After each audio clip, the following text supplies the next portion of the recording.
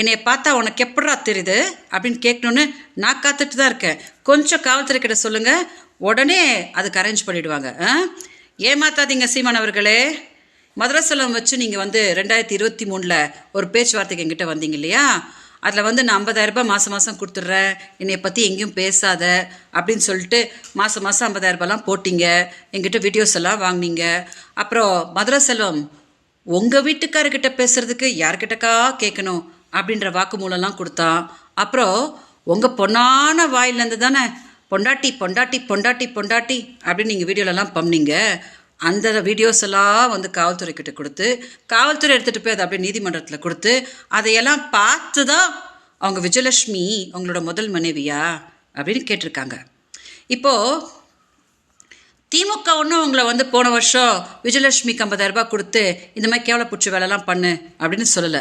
So ஏன் அவங்கள சும்மா வீணா வம்புக்கு இழுக்கிறீங்க? அப்போ இன்னொரு விஷயம் சொன்னீங்களாம், அந்த பொம்பளை கொஞ்சம் நேரில் வர சொல்லுங்கள், நான் உட்காந்து பேசுகிறேன் அப்படின்னு.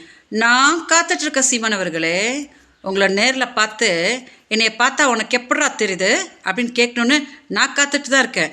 கொஞ்சம் காவல்துறை கிட்ட சொல்லுங்கள், உடனே அதுக்கு அரேஞ்ச் பண்ணிவிடுவாங்க. ஏமாத்தாதீங்க சீமான் அவர்களே, என்னோட பாவத்தை கட்டிக்காதீங்க. 2 நாளைக்கு முன்னாடி கூட சமாதான பேச்சுவார்த்தைக்கு நீங்கள் ஆட்களை அமுச்சுட்டு இன்னைக்கு அப்படியே ப்ரெஸ் கிட்ட அந்த பொம்பளை அவள் அப்படி இப்படி அப்படின்னு இன்னைக்கு கூட துரோகம் பண்ணுறீங்களா?